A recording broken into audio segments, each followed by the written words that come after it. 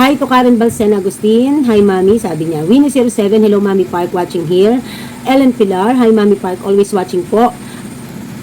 Mura ng car kaya sold out agad. Okay lang yan, Mi, may darating pa, mas maganda at mas malaki pa dyan. Claim it Mami, love you. Madiscarding Bicolana, great sharing Mami Park, ganda ng car nyo Mami, para 120k, kaya napakabilis na kuha. Sensya na Mi, bihira na lang makapanood. It's totally fine. Ako kahit sino naman yung able na makapanood no? Sa totoo lang, okay lang ako. So maraming po salamat sa panonood nyo. At eto na nga ang kwento. Hi guys, Mami Park is here. Napakainit ha, kaya maingay. So magtyaga na sa boses ng inahan. So, ang natatawa lang ako doon sa mga comment nyo. I wish na makakapag-upgrade. Pero kasi, hindi nag-upgrade Nag-downgrade tayo. So, isa sa mga kinonsider nating reason bakit tayo magda-downgrade, it is because, unang-una yung practicality nga, na hindi naman masyadong kailangan yung medyo malaking sasakyan. Actually, maliit na nga yung minivan namin, di ba? But, still, hindi naman kami laging nalabas. Hindi naman laging nagamit para sa pamimili. Although, maganda siya kapag kayong marami kang mapapamili na sabay-sabay. But, sa situation namin ngayon, mas kinonsider namin yung practical. So, napag-desisyonan na namin yan bago pa si Daddy Park nagbakasyon. So anyway, nagbalik na si Daddy Park. Hindi ko talaga kaya nang wala ang Daddy Park. Not just only because kailangan ko siya dito para may katuwang ako. Hindi ako sanay nang ang Daddy Park niyo malayo wala sa tabi ko palagi. Hindi ako sanay. So kaya, bago pa siya nagbakasyon, napag-usapan na nga namin na kung bibili ng sasakyan na gusto ko, na kailangan ko, na yung pwedeng makapag-drive ako, Daddy, gusto ko yung ganong sasakyan. Yung ipapakita ko sa inyo later pala. Ipapakita ko sa inyo later. So, kasi baka kaya kong ma-drive. Unlike kasi before, hindi ko mag-drive ang mga sasakyan na binibili mo. So, kung madadrive ko siya, at least, kahit dito sa malapit, pwedeng mamili. Kahit may kamahalan ng 2 piso, 3 piso, eh, maganda pa rin naman ang ating retail prices. And yung convenient nga. At saka yung, pag hindi siya po pwede, kasi, ang hirap kasi wala siyang kapalitan mamili no? Siya lahat. Tapos ako naiiwan dito. So dahil maganda yung schedule ng mga bata ngayong taon na pagtatagumpayan naman namin na pagtutuwangan yung aming operations dito for everyday, for daily operation. So sabi ko, baka mas magandang i-consider na bumili ng ganong klaseng sasakyan. No, yung electric. Ayan. Tapos sabi niya, sige, okay, pero kailangan ibenta yung van. Sabi ko, ha? Paano ka? Practical ako. Ayoko nag-i-stock tayo ng mga assets na hindi naman nag-a-appreciate, 'di ba? Kasi ano pa nga, 'di ba? Nagde-depreciate pa nga yung value. So, practicality, kung yan ang gusto mo at nakita ko naman parang talagang medyo katamaan sa atin, no? Dahil ganun nga mas hindi sulit kapag yung konti lang yung pera mo tapos dadalhin mo yung van.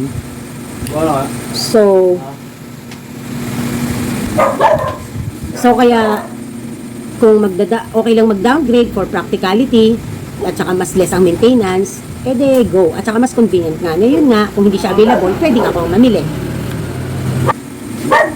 Kaya nung mabenta yung sasakyan, yung mabenta yung minivan, agad-agad, pumunta tayo ng NWOW para magpa-reserve.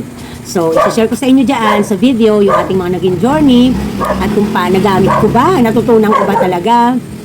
Sorry guys, sa ingay. So, yun. So, happy lang ako kasi nagdesisyon kami parehas ng bagay na hindi kami nagkontrahan. Ganon. So, si Daddy Park bumalik ng hindi inaasahang panahon. Kumbaga ba, nag-extend pa siya ng ilang araw, ilang weeks sa trip niya. So, bago siya bumalik. So, mainam yun para ma-refresh siya at para ma-refresh din yung mga bagay na dapat naming ayusin when it comes to our pagsasama, no, yung aming mga dapat baguhin, no, yung kumbaga ba, nagkaroon kami ng space sa isa't isa na kahit papaano makapag-isip-isip. Ako kasi, buo ang isip ko. Kasi hindi ko nga kaya nang wala siya. So, yun. So, kaya naman, anyway, ang kagandahan, nandito na siya, no, bumalik na siya, nagpapahinga na, kakauwi lang na. So, yun nga.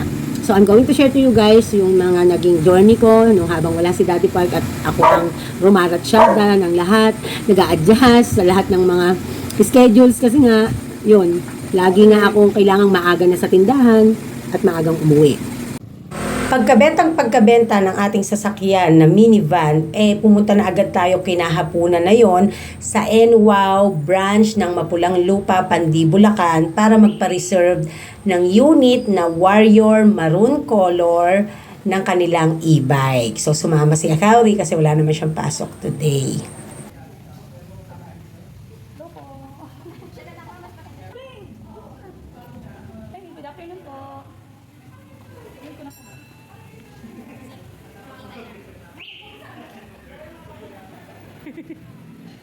So habang kinukuha ang copy, pino-photocopy ang ating ID, nabutit may dala tayo dahil nag-drive naman talaga tayo patungo dito sa branch, tayo ay namasyal-masyal muna sa loob nila para makita naman yung iba nilang mga ino-offer na unit.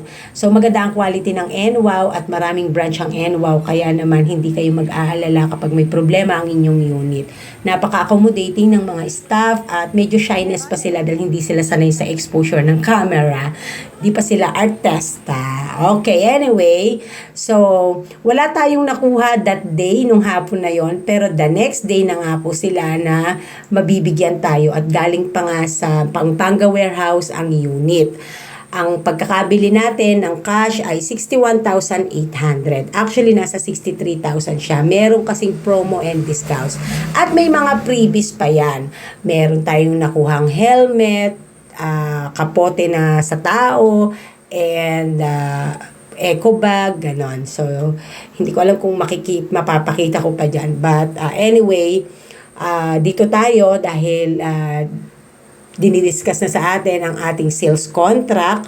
So, iyan ang ating sales contract at nilalaman din yan yung mga specs, yung mga klase ng battery, kung ano mismo yung binili natin at kung ano yung mga rules and regulations at yung kung sakaling magkaroon ng pagbabago sa ating LTO na kailangan i-register, ano yung ipepresent natin ng copy para marehistro ang ating NWOW Warrior Maroon. So, kahit pare-parehas ng kulay, halimbawa may nakabili ng ibang maroon din, same unit, magkakaiba pa rin ang kanilang specs. I mean, meron parang serial number na parang magkaiba pa rin, hindi magkakahawig-hawig. Unique, ika nga. Hindi lang yung nilalaman ng ating sales contract ang inexplain. Inexplain din sa atin yung warranty, yung service, warranty, and also yung maaari pa nating makuhang benepisyo within the warranty period.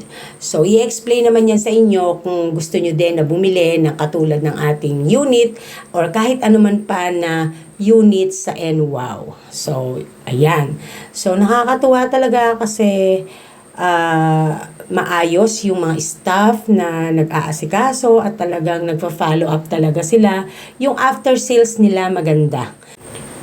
Kaya more explanations pa, yan, more explanations at hindi pa tayo nagbigay agad-agad dahil bibisitahin pa natin yung unit dahil dineliver na nga nila alas 8 ng gabi, mag-alas 8 ng gabi. So, ina-explain muna nga ni Ma'am to at pupuntahan na natin sa labas ng tindahan yung unit.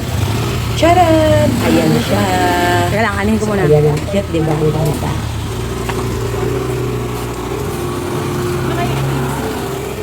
Ito yung charger niya. Okay. Sige, mamaya na lang natin anahin. Demo ko naman. Oo, teka. Ano yung ko lang? Bibidyoan ko lang muna. Wala, taroy, may ano pa. Windshield pa na ganun. Picturean ko lang, sir. Papakita ko kasi sa daddy eh. Sesend ko sa email eh.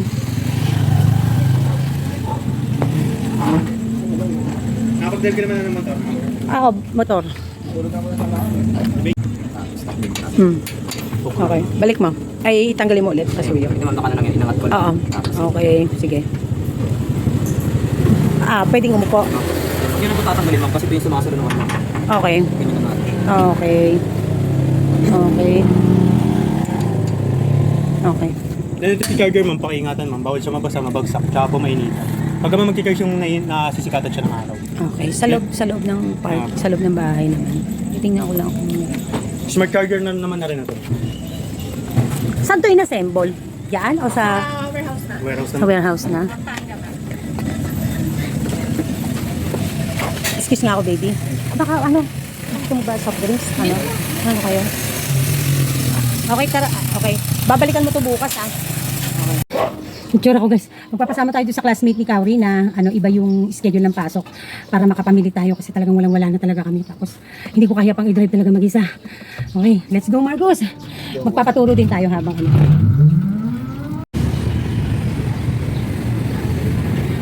Guys, namili na kami, oh. Hindi na, nak. Ako. Mag-ano na lang ako mamaya. Magpamotor. Hindi na ako makakaalis dito. Naipit na ako dito. Mamaya papakita ko sa inyo guys kung gano'ng karami yung laman. Pero ang sure dito may dalawang sack. Hindi na sa dito 25. Kasi ang hirap mag-video. Nandito na kami. Itsura ko guys. Nakasalubong namin si Kaukaw na naglalakad papasok sa subdivision. Sana mabubukas ang. Ito yung barkada ni Kaukaw. Si Marcus. O diba guys? Losyangan. Grabe ang inabot ko nitong mga nagdaang araw. Bababa na ako guys. Punong-puno. Ayan, di ako makakalabas. Saan ako bababa, Marcus? Ibaba po namin. Teka, bibidyo ko muna. Naka-vlog muna yun. Bago ano. Teka, naka-on yan. Aray ka po, sige na. Tangina yung balakang ko. Ang sakit. Hello.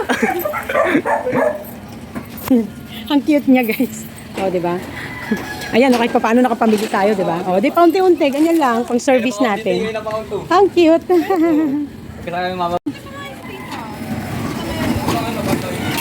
Oo, pumayag si nagulat nga ako eh.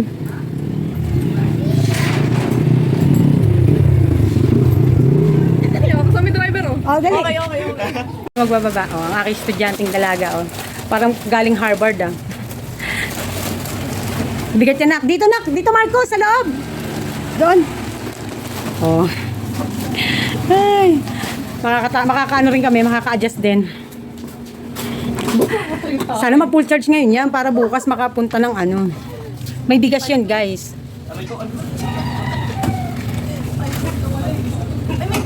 Oo, may bigas yan. Dalawang 25. Okay lang ba, Marcos, na lalabas ka sa YouTube channel? Okay lang po. Yung mukha? Opo. Usad mo to, nak. Sulitin mo na, nak. Tinulungan mo na rin lang ako ngayong araw. Sulitin mo na. Sige, doon, sa dulo. Diyan. Yan. Oh, bigas. Mag-display muna bigas bago kayo lumayas ni Marcos, magmerienda na lang kayo sa labas doon.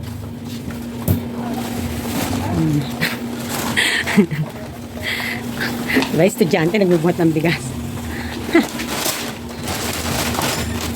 Go. Okay, kunin mo.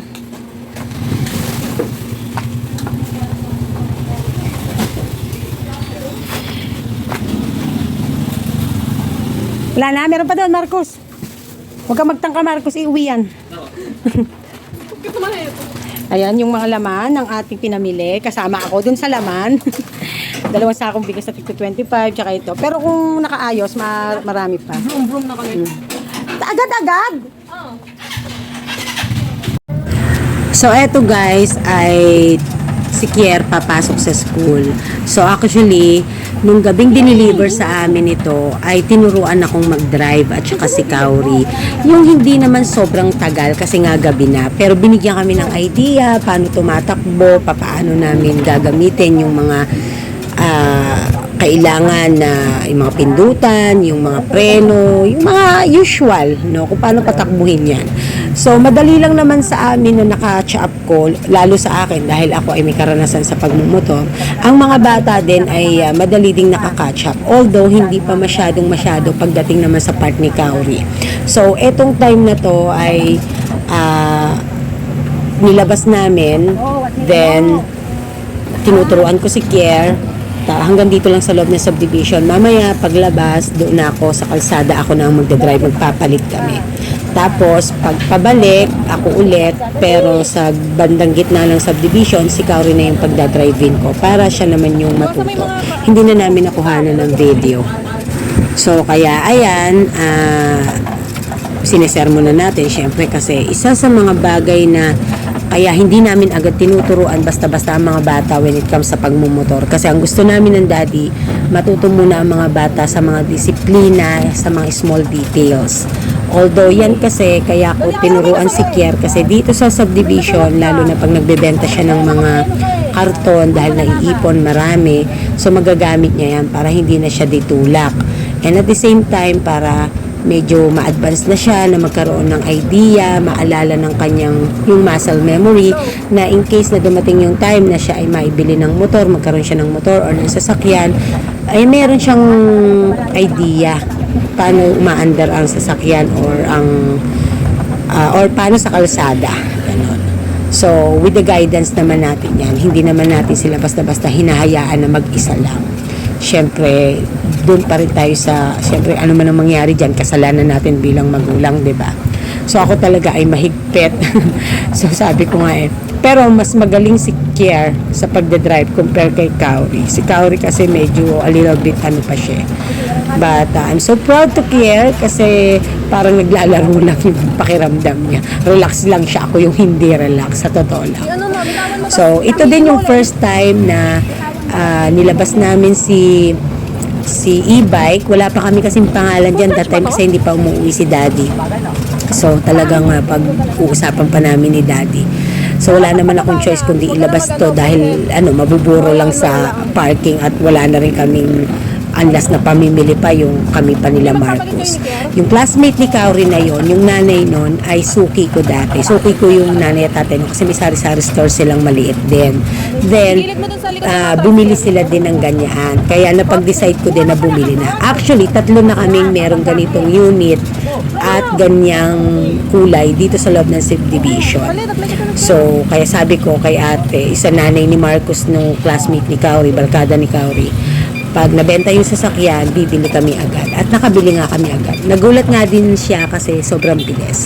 At nakakuha siya ng commission through me. Kasi nga, sayang naman kasi, diba, isipin mo, no, kahit walang referral, o may referral o wala, same ang babayaran kong presyo. O di mainam na may referral para makatulong naman kila Marcos. So, barkada talagang tunay ni Kauri yan. Ilang silang magkaka-classmate na magbabarkada na taga Lumina and then here sa Willow Bend na sa Pandi. So, ayan. So, ako na ngayon nag-take over na sasakyan ng e-bike dahil nga nasa main road na tayo.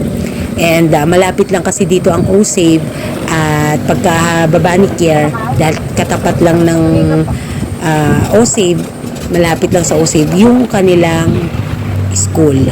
So, mamimili din tayo ng mga kulang-kulang natin. So, para hindi naman masayang yung lakad natin, nagsara na rin lang kami, no, sulitin na. So, si Kauri ang nagbe-video. So, nakakatuwa kasi nagkaroon ako ng time para sa mga anak ko na makabanding sila at makausap. Ito yung time na kami lang mag-iina. Although, we really miss Daddy Park. So, ayan, malapit na kami. Ayan na, di ba? Malapit lang ang O-Save sa amin. Kaya nga, sobrang sobrang convenient na meron akong e-bike. Dahil nga, makakapamili ka. Mura din naman. Mura din naman yung mga sa kanila items. So, pasensya na kayo, medyo inuubo kasi ako kaya iba yung boses ko. So, yan, namili tayo ng konti. Namili tayo ng CLVB na liter sa box. Tapos namili tayo ng kalahating box ng gin kasi bukas naman may deliver. So, yan. Tayo ng kalahati. Nandito tayo sa O-Save, pinagkwartilan. Ang friendship natin mga empleyado dito. Kilala na yung mga artihan natin sa buhay. Ayan. Ayan. Okay. Let's go. Pakarga na namin, guys. Ayan. Mabuka ka ba natin? Oo, sige, buhatin na lang. I-bite natin. So, dahil sa kaka-video ko, ayan, nahulog. Don't worry guys, wala namang nabasag. Safe naman. Tawa ako ng tawa. Lumakad yung Ay, nako. Nakuha ko magpunta dito sa Touchdown Mouse Way. Ay, kinakabahan ako guys kasi nga hindi ko naman, ay, grabe. Nakapark na tayo. Kumuha muna tayo ng bigas. So, si Masway kasi nasa taas. Tapos ang palengke din dito sa baba. So, eto yung Masway. May daan dito, patungo doon. Tapos, patungo doon sa pinaka-front. Lusutan to. Ganun. So, mamimili muna tayo ng konti-konti para hindi sayang yung lakad natin. Good luck sa akin pa. Madadala ko na lang sa tao yung ni ate din yung bigas. Good luck sa ate mamaya pag-drive.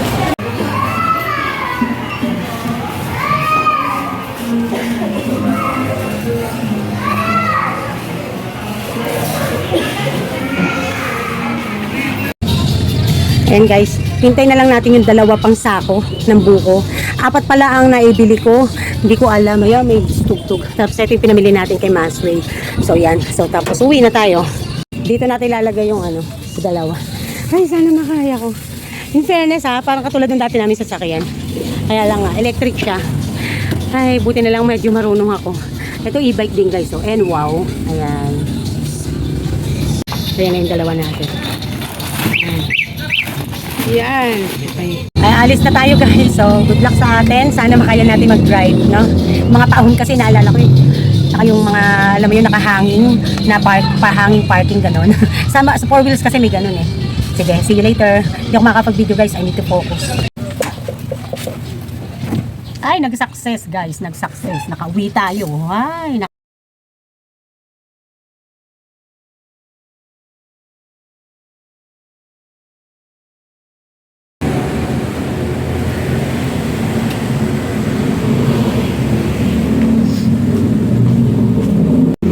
guys, ang ating napamili. Uwi na tayo, mabilis lang tayo. Tagababa natin si Kier ng mga pinamili. Si Kier ang tagababa. Ano? Mandi sarap pa isa. Ayan yung mga pinamili natin. Magic sarap daw. Ayan. Tsura.